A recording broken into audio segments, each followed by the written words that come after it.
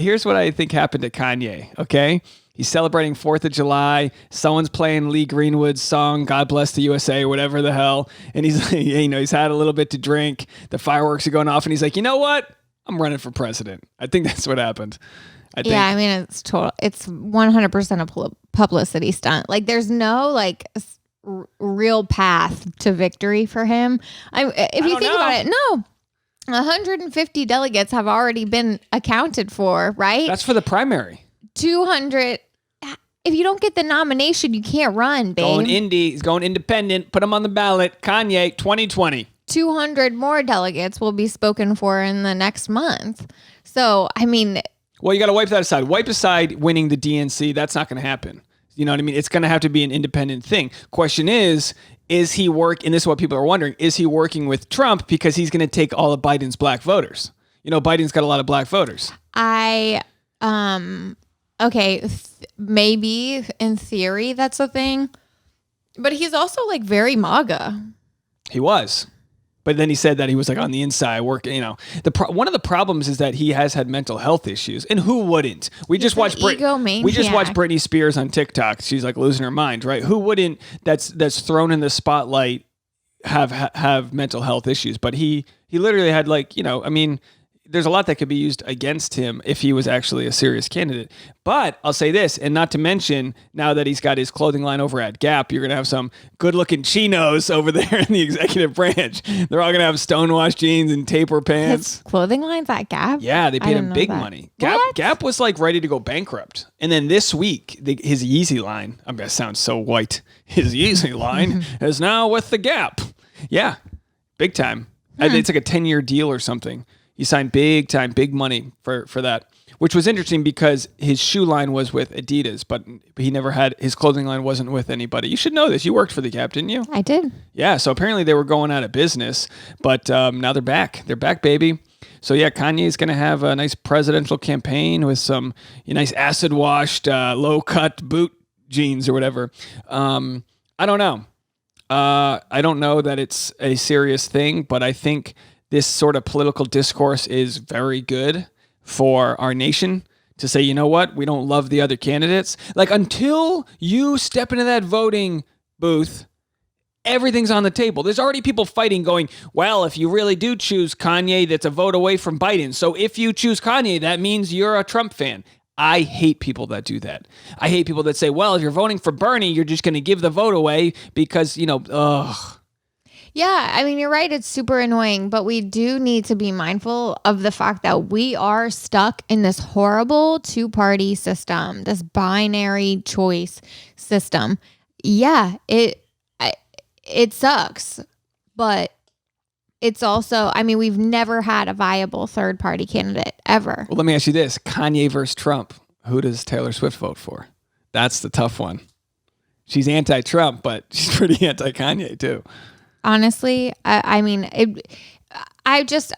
kind of disgusted and sickened by this whole thing. Trump never should have been a president. He's not qualified to be our president, and neither is Kanye West. And the fact that both of these egomaniacs think that they should be the president of the United States, and one actually did get elected, it just makes me sick to my stomach. It makes me feel like our country's a fucking joke. Well, it goes to show how bad the political system was that made this happen. So for people to think that Trump came out of nowhere, it is a result of a crooked system. But I feel like Trump becoming president, it's like when your buddy's wasted trying to drive home. Eventually, you ever have a buddy, or I feel like, I was in the fraternity culture.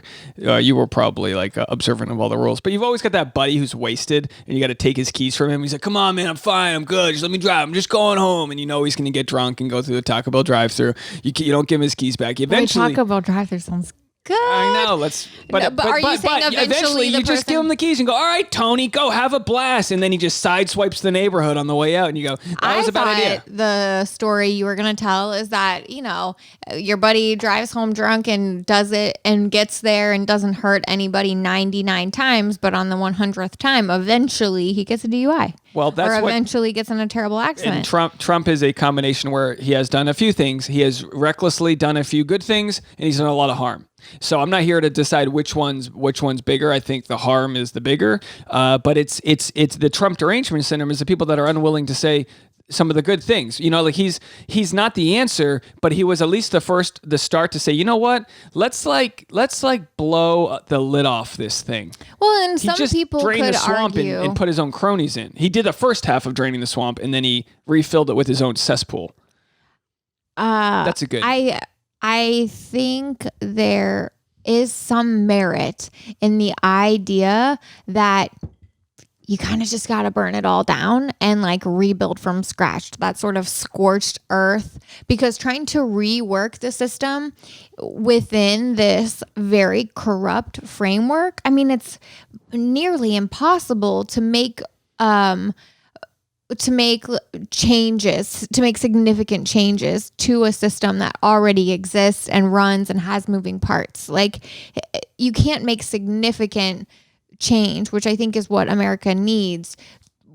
Well, I don't want to argue against baby steps, but it's just challenging. And sometimes you do have to throw it all out, start from scratch. Yeah, you want a revolution. And like the only thing that needs to stop change is a little bit of doubt. People going, well, I don't know about that guy. Well, I don't know about Bernie. He might become a full-blown communist. Just a little bit of doubt is enough for them not to want that. But what you need is a group of people. Now, we take away the far left and take away the far right. Probably 90% of the country can all sit down at a dinner. Probably 95% of the country could all sit down at a dinner and have a conversation. Probably. We could get along about everything, but the second we smack a pro-life on something, the second we smack a all lives matter, everything's out the window. So what Bret Weinstein has proposed is this joint unity party, which is really fascinating. He says, and he's of course a scholar that's been kicked out of the left. He is a intellectual, part of the dark web. He's part of that group of dark web, Jordan Peterson, a group of people that are having these conversations that aren't allowed to go have conversations at schools anymore. And they've been silenced, at least in academic reasons. But so his idea is get a center left and a center right partnership. They'll literally flip a coin to see which will be the president. Center left, Andrew Yang. Center right, General McRaven. What about Andrew Yang as center left? He literally was running on UBI. He's just got a lot that's like super progressive. Which is great. He's got a lot of progressive things, but he's not. Unfortunately for Bernie Sanders, the idea people have about him isn't going to be changed anytime soon. These aren't people that are necessarily looking at his voting record. They just hear socialist. That's all they hear. Center left is somebody that, while UBI, universal basic income, was a far out idea before the pandemic, people kind of realize, well, this might be something we need. And then the center right is somebody that you can trust, that's a general. And these are people. But why are we even like allowing these labels? That's like calling like regular milk organic milk. You can't just slap a label on something. It's kind of like playing the game for the people that aren't doing enough research, that only want to stick to their team. So it's like lying. Well, no, I mean, it's like the PR is basically formulating, like you're kind of like painting something in the lens that people can then see it as. So you've basically got people that are going to vote. They're going to vote their own party no matter what. So in this instance, you go, look, you were going to vote Trump because you were going to vote your own party. Fine. Well, in this case, you can vote for this guy who's like a decorated general everyone trusts, who wasn't even trying to run for president, but it's the idea that you draft someone as a duty to your country, because this country's got a problem right now. Well, did you really explain how this works? So basically they've got, according to them, a sort of equal amount of defectors from each party. They have people who who would rather support a third party candidate, and let's be honest, that's what we're talking about, third party, than their own candidate. And they say about the same amount of people that have left the Biden camp and have left the Trump camp. So their argument is that we're not like tipping the balance Right. by siphoning off, because I think traditionally a third party candidate siphons off a lot of voters from one of the parties, like, you know, who in the last election, you know, like voting It's for always hurts the left. Green Party, you know, is more likely to be made up of what would be Democratic voters. And that's the way that the established DNC has kind of always said to progressive people, like, well, if you're really going to vote for him, it's a vote for Trump. And it's that kind of like, well, if you do that, then you're against this. And it's something that has stopped the progress of our country. Now, you're familiar with what I'm about to say, so I'll say it as quick as possible. But the thing I've been always advocating for is a system that gets rid of the Democratic and Republican kind of stranglehold, where you have a system much like a Kickstarter that says, develop an app where it says, I will leave my party to support these new candidates if it gets to a certain level that is equally drawing from the left and the right. So it's a way to create a third dimension. I mean, a lot happens when you go from 2D to 3D, right? Imagine watching a 2D movie. That's a cartoon. That's an old a 3D is, that's Pixar, baby. So we're going from old Alice in Wonderland to Pixar. We're taking a big step, creating a third party, changes leverages. It's not just, well, I'm from the South, so I got to vote this. What makes them think that this is more viable than any other third party that has always been unsuccessful? Well, so according to my plan,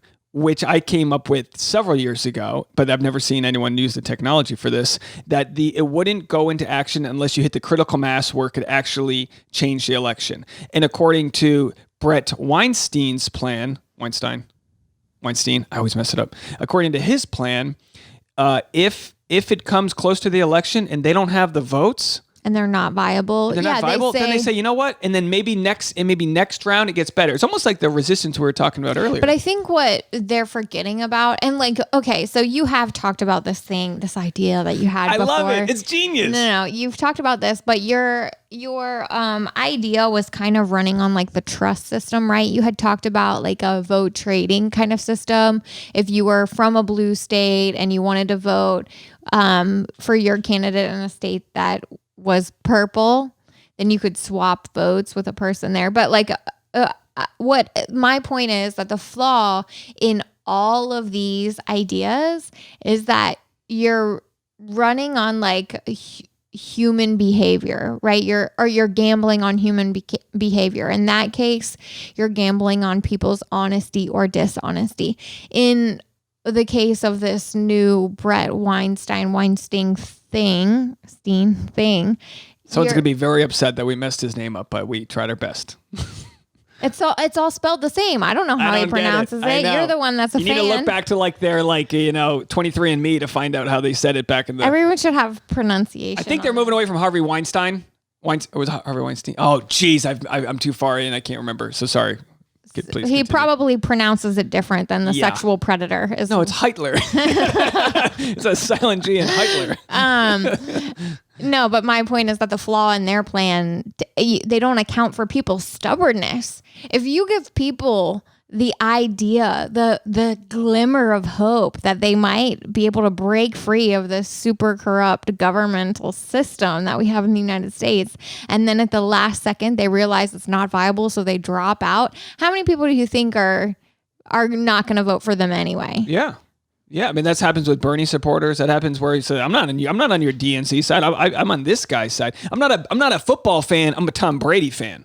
So everyone's like, oh, you're going to watch the Tom Brady on the Tampa Bay Bucks? You're damn right I am. I'm following my boy Brady. I follow Shaquille O'Neal from Florida all the way to the LA Lakers, baby. I am a nomad. I support people.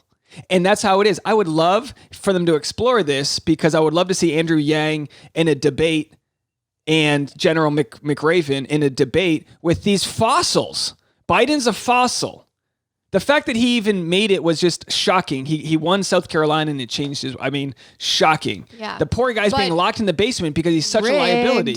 Rigged. Yeah. Well, how do you unrig it? You say, you know what? No, but how do you get people to believe that they even have a fucking shot at making a difference or making any sort of significant change in this country? I'm serious. I love cynical people Tasha. People are so disillusioned. Like, no one here has hope that things are going to get better. It's the power of conversation, and that's why we're still new in the podcasting world, but it's the power of long-form conversation. What I love most about Bret Weinstein is that he went on Joe Rogan, then he went on The Hill.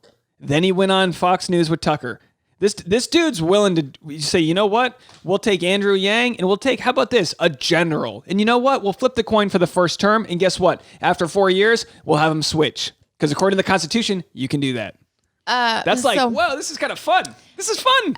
But you know what would be more fun is if you didn't know who was going to be president until after they were elected. That's what it is. I mean, I guess someone would have to be on the ticket, but that's the idea. Where you go, you know what? That's what I'm saying is like our system isn't even set up. Like the framework doesn't allow for that to happen, right? It would be like, because who's going to be on stage during the presidential debate? The president and vice president, two maybe presidents, two maybe vice presidents. But how about the VP debate? Has a VP versus a maybe president. I mean, you've got Andrew Yang, who already proved himself to have a loyal following, and it's like not big enough to win the nomination, not even big enough to come in second or third, but enough to let everyone know what UBI is. I mean, that's a lot of people run for president just to get like their platform elevated. I think that's one of the things that has been, I feel, positive in the past couple election cycles is that that you're having candidates who don't necessarily who don't become the nominee, but they really move the needle on what is like in the public's purview. Yeah. You know, like in what did social Buttigieg move the needle on? Nothing. Because he didn't run on anything. Right. He sounded like Obama. Yeah. He talked like Obama. I swear he must have done a million hours of voice training to make himself sound like Obama. No, but really, I mean, Bernie Sanders is responsible for bringing universal health care to the forefront of everyone's, not imagination, knowledge. And while Hillary Clinton was off on her book deal, when it was all said and done, Bernie Sanders was still working. And that's why, like, Trump can say, you know what, we're out of the Paris Agreement, but individual states said, you know what, we're back in. And this is like the new Independence Day movie, what's happening right now. This is the USA that we all want to be a part of, saying, you know what? No, we're going to come together because a divided people is what makes all of the deep state work. So how about we come together? I would gladly take the risk on General McRaven, who I know nothing about. I would gladly take the risk on him, a proven, general who's like risen the ranks, who hasn't even asked for this platform, him and Andrew Yang, over what could happen with Biden or Trump. I mean, they really need to get vocal about what their guidelines are. What is the agreement and how do they honor that agreement and what sort of like checks and balances they have to make sure that like they really are truly, making decisions together for the greater good, for the good of all people. But I think what a lot of people are going to push back, are going to say as a pushback is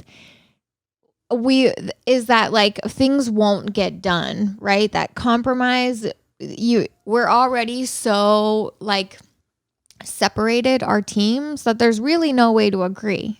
I think there's a lot. I understand that. Yeah, that's a big thing. But you go, well, wouldn't you rather compromise even if you lose a little bit or gain a little bit here or there? I mean, take like you look at even, you got to even pat the the Supreme Court on the back once in a while. They were like, oh, you elect Trump, and it's going to be a whole 3 new generations of this and that, which is it leans more conservative, but they've proven that they're like they got to where they are because they can think like critically, like they're not just crazy. I mean, all of these saves that happened recently are just based on precedent. I hate that you keep bringing up that like, oh, it's totally fine. Right. It's not fine. It's broken. No, of course. And but no. One thing that's interesting that I think. Oh, you're dripping on my fabric. It's just water. It's condensation. You hear that? Well, Tasha gets real old real fast. Why are you dripping on my fabric over here? One thing that I think is interesting with this like third party proposal that we're talking about is that these are not career politicians, and there just might be. I mean, we don't know because we've never lived in a system that didn't have money running behind the scenes, running the show. Like if we all politicians in general, on the right and on the left, all of the decisions that are made come down to that like dark money, lobbyists behind the scenes, up these until backdoor Bernie, dealings, AOC. right? I mean, the reason we don't have universal health care is because of the lobbying by the insurance industry. The reason that we don't have electric cars green energy is because of the oil and gas lobby. So Boy, we're losing half of our audience here, but no, I don't think that's the case. Yeah, this is not our usual topic, but but these are real tangible things that happen because of money. If you think about, maybe if these outsiders come in, people who don't have long histories, I don't know anything about this general, I'm just making assumptions here, but people who don't have long histories in politics, who aren't already bought and sold by certain industries, that aren't greasing the palms of wealthy people, maybe. Well, that's what's crazy about Jeffrey Epstein is that we're going to bring it all. That's what's crazy about him is how many, because he had all these video cameras. If you watch the documentary, he had all these video cameras in his house. How many people went to his place while there was pedophilia happening that get to do his bidding now because he's dead, but because he had something over everyone else? You know what I mean? So like there are so many cases of politicians that did shady stuff. The Clinton Foundation, they like just like robbed Haiti dry, right? There's all these things that have happened where people's votes now are dependent on others because they have dirt on them. So how about someone who doesn't have dirt, like a general that everyone has trusted, and someone like Andrew Yang, who's just like a tech guy who's not worth much money, but he's got really good ideas and he's doesn't know it all, but he's a smart dude who's willing to look at it. I mean, it's at the very least more exciting than Trump and Biden, two old men fighting. I mean, these are just old men with their dicks out, seeing which one shriveled up less.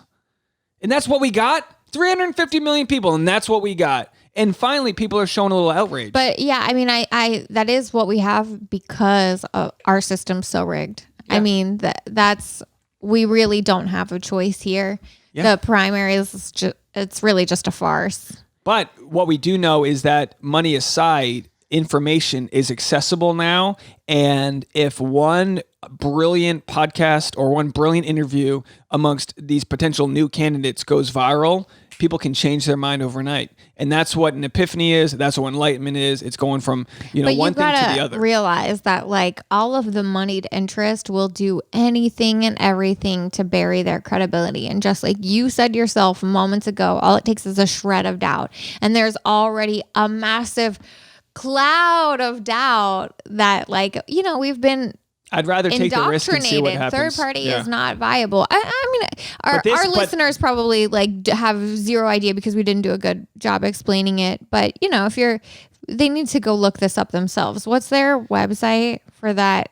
For the Unity Party? Yeah. I'm not really sure. I've just been Googling it on YouTube, but I mean, it's incredible that both the left and like Tucker Carlson is the most watched Fox News guy out there. And he's actually saying some shit that's he's probably too big to fail with Fox News. They can't just fire him. He's the most rated ever. But like he's saying he has AOC on, he has Bernie Sanders on, he's got this Unity ticket on. I mean, there is like a reward that I think some of these media companies might find for like going, okay, maybe there's something else besides just like randomly backing what the DNC wants to churn out or whatever. And yeah, I do apologize if to people where this podcast is your relief from all that, but you did get a first half an hour where I talked about my engagement. So bucker up. If this one's not for you, join the Patreon. I got plenty more content, but it is something that's very important to the discussion. And look, if I like to tell people, look, all the sports are canceled. We got nowhere to go. This is it. We're stuck inside, pent up. Nothing.